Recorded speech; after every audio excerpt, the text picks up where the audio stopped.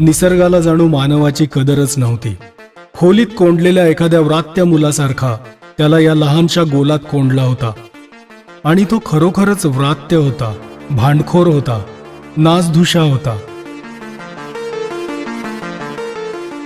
पृथ्वीवर जेव्हा जराशी स्थिरता आली तेव्हा 21व्या शतकाचा मध्य उलटला होता. 5 खंडात 5 अनियंत्रित सत्ता अस्तित्वात आल्या होत्या. स्वार्थासाठी आणि सर्वस्वाच्या नाशाच्या भीतीपोटी त्यांच्यात एक कामचलाऊ तोल राखला जात होता. दारुगोळ्यानं ठासून भरलेल्या कोठाराची पृथ्वीला अवस्था आली होती. ठिणगी कोणालाच पडायला नको होती. एकमेकांच्या शासन यंत्रणेत कोणीच स्वारस्य घेत नव्हतं किंवा हस्तक्षेप करीत नव्हतं. शासनाला नावं निरनिराळी होती. कोठे त्याला लोकशाही म्हणत असत, कोठे त्याला समाजवाद हे नाव होतं. एका खंडावर एक सम्राट होता, एके ठिकाणी अध्यक्षीय हुकुमशाही होती. अधिकाराला कोणतंही नाव शोभतं. आतला गाभा काहीही असो, त्याची स्तुतीच करावी लागते. ते एकमेकांचे मित्र नसले तरी शत्रूही नव्हते. एकमेकांस पूरक होते. सुधारणांचा द्वेष हा त्यांच्या अस्तित्वाचा पाया होता. होती ती परिस्थिती सोयीची होती, सर्वोत्तम होती, यावर त्यांचं एकमत होतं. त्यात कोणताही बदल नको होता. बदल अनावश्यकच नव्हे तर अप्रिय होता. बदलाची बीज मुळातच नष्ट करण्यावर त्यांचं स्थैर्य अवलंबून होतं. निसर्गही त्यांच्या या कटात सहभागी झाला होता. निदान तसं दिसत तरी होतं. 20व्या शतकाच्या मध्यापासून ते 20वं शतक संपेपर्यंत शास्त्रज्ञांनी एकच ध्यास घेतला होता, अवकाश विजय. मानवाच्या बुद्धीला, जिद्दीला, चिकाटीला ते एक महान आव्हान होतं. मानवाला पराजय माहीत नव्हता. 20,000 वर्षांच्या त्याच्या इतिहासात तो कधीच हरला नव्हता. अग्नी, पाणी, हवा, शक्ती सर्वांवर त्यानं आपलं प्रभुत्व स्थापन केलं होतं. आपली प्रगती काही कारणाने थोपवली जाईल यावर त्याचा विश्वास बसला नसता. पण प्रत्येक गोष्ट केव्हा ना केव्हा तरी व्हायचीच असते. खूप शतकं दूर राहिलेली पराभवाची घटिका आता आली होती. दिसणाऱ्या, जाणवणाऱ्या शत्रूंशी लढणं सोपं असतं. अस्तित्वाचा अभाव, पोकळी हाच शत्रू असेल याची त्याला कल्पनाच आली नाही.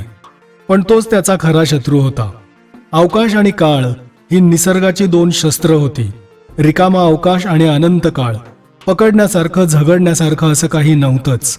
अवकाशयानांच्या इवल्याशा ज्योती त्या अथांग काळोखात बुडून जात होत्या. वर्षानुवर्ष प्रवास केला तरी एक पाऊलही पुढे पडत नव्हतं. सर्व आयुष्य संपलं तरी इथला एक क्षणही उलटत नव्हता. जायला कुठे जागाच नव्हती. तारे आपली गुपितं घेऊन असाध्य अंतरावर स्थिर होते. मानवाच्या साऱ्या आकांक्षा इथे विरघळत होत्या. त्याची सारी स्वप्न इथे तडकत होती. त्याची तळमळ कोणाला कळलीही नसेल. उमेद शेवटी बोथट झाली. अवकाश तुरुंगाचे गज मानवाभोवती सावकाश सावकाश खाली आले. उभे गज सापेक्षतेच्या सिद्धांताचे होते. आडवे गज मानवाच्या अल्पायुषी आयुष्याचे होते. तो या पिंजऱ्यातून कधी कधी सुटणार नव्हता. तारकाचक्र फिरत राहतील, ताऱ्यांचे उत्पाती स्फोट होत राहतील, असंख्य ग्रहांवर असंख्य प्रकारचे प्राणीजीवन फुलून येत असेल. मानव एकटा होता आणि एकटाच राहणार होता. पैशांचे पाणी किंवा वाफ झाल्यावर त्यांच्या बदल्यात हाती काही आले असते तर ते सुसह्य तरी झाले असते. पण काही नाही. ती काही लोकांची केवळ लहर ठरली. तंत्रज्ञांची केवळ चैन ठरली. भौतिक, गणित, खगोल, वैद्यक, संदेशन, विद्युत या सर्व शास्त्रातल्या प्रवीणांना समाजानं आजवर डोक्यावर घेतलं होतं, त्यांनाच तो आता पायदळी तुडवायला सज्ज झाला होता. सर्वसामान्यांना अवकाश विजयाचे ज्ञान अगदी त्रोटक होते आणि त्याहूनही कमी फिकीर होती. पहिल्या वहिल्या विजयानं धुंद झालेली मानवजात आत्मवंचनेच्या लाटेवर तरंगत राहिली. शास्त्रकथाकारांची भाकीतं आजवर खरी ठरत आली होती. Atomic engines, nucleonic drive, photon propulsion, hyperspace jump. शास्त्रलेखकांची ही चलनी नाणी होती. ती व्यवहारात येण्याची मानव वाट पाहत होता. पण ती आली नाहीत, किंवा आली पण निरुपयोगी ठरली. मानव सूर्यमंडळाबाहेर कोठे जाऊच शकत नव्हता. आधी ही अफवा वाटली, पण कुजबूज वाढत गेली. वेगवेगळ्या राष्ट्रांचे अवकाश प्रवासासाठी आखलेले बजेट कमी कमी होऊ लागले. एकामागून एक अवकाशतळ बंद करण्यात येऊ लागले. चंद्र, शुक्र आणि मंगळ यांच्यावर मानवाच्या वसाहती होत्या. आर्थिक लाभ तर होत नव्हताच, पण केवळ तळ कार्यक्षम अवस्थेत राखण्यासाठीच बराचसा पैसा खर्च होत होता. सर्व पृथ्वीवर एकसूत्री शासन असतं तर हेही तळ बंद झाले असते, पण संरक्षणासाठी त्यांची आवश्यकता होती, म्हणून ते किमान कर्मचाऱ्यांच्या साह्याने चालू ठेवण्यात आले. हे अर्धवट यश संपूर्ण अपयशापेक्षाही कटू होतं.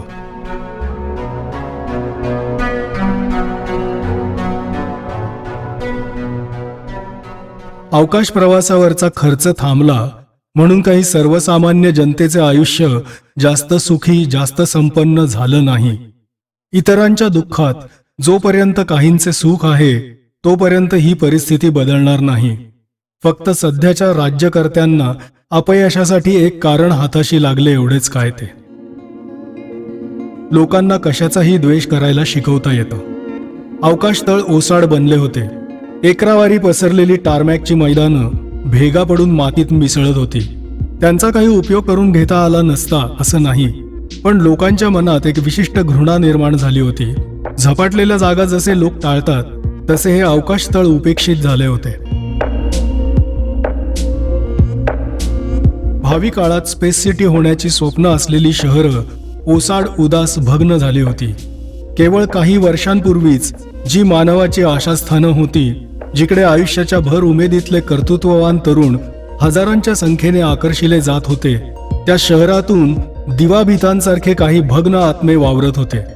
या उद्विग्नतेला मानवी इतिहासात तोडच नव्हती. शास्त्रानं दान केलेल्या असंख्य सुखसोयींचा मानव यथाशक्ती उपभोग घेत होता, पण शास्त्राकडे पाहण्याची त्याची दृष्टीच बदलली होती. न्यूटन, प्लँक, आइन्स्टाईन यांनी आपल्या असामान्य बुद्धिमत्तेने शास्त्राला एक अभूतपूर्व देवसमान अधिष्ठान प्राप्त करून दिलं होतं. ती प्रतिमा आता भंगली होती. शास्त्रातलं देवपण गेलं होतं. मागे राहिला होता तो एक निर्जीव फत्तर. अश्रद्धतेचं बुमरँग शास्त्रावरच उलटलं होतं. भौतिकवादामागे लागून मानवाने आपले पुरातन धर्म सोडले होते. आपण फक्त प्रतिमा बदलत आहोत हे मानवाला कळलं नाही, कारण प्रतिमा आवश्यक होती, अपरिहार्य होती. श्रद्धेशिवाय जीवन अशक्य आहे.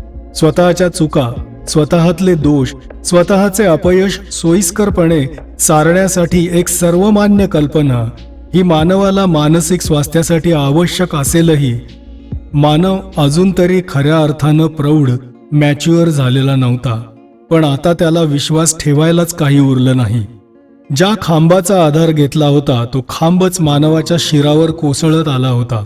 शंका आणि संभ्रम यांची धूळ सर्वत्र उडाली. दृष्टीतला स्पष्टपणा गेला. अशा संभ्रमित अवस्थेत मानव नेहमी अनैसर्गिक दैवतांमागे लागतो.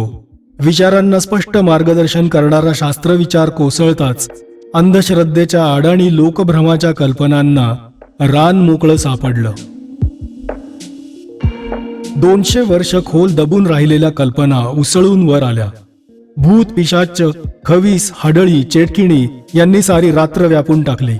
गंडे, दोरे, ताईत, मंत्र, अंगारे यांची मागणी विलक्षण वाढली. मानवातलं हे परिवर्तन अविश्वसनीय होतं, पण यात वाटते तेवढी विसंगती नाही.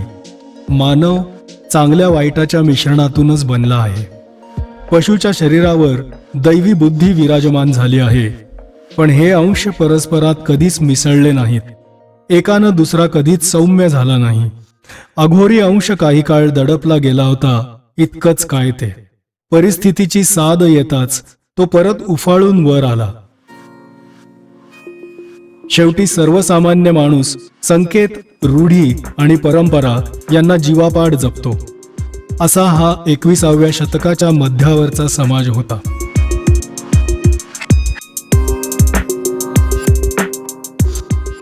आंतरराष्ट्रीय व्यापार, सभा, संमेलनं हे सर्व चालू होतं. गजबजलेली शहरं होती, हॉटेल्स होती, क्लब होते, कंपन्या होत्या, कारखाने होते, शहरांना जोडणारे प्रकाशित राजरस्ते होते. पण दिवस मावळला, रात्र आली की माणूस प्रकाशापलीकडे जात नव्हता. रात्रीच्या अंधारात कोण किंवा काय भेटेल याची त्याला शाश्वती देता येत नव्हती. दारांवर फुल्या होत्या, उंबरठ्यावर नाल होते, खिशात मंतरलेली यंत्र होती, पण इतके दिवस माणूस ज्या निर्बुद्धपणे विजेची उपकरणं वापरीत आला होता तोच निर्बुद्धपणा इथेही होता.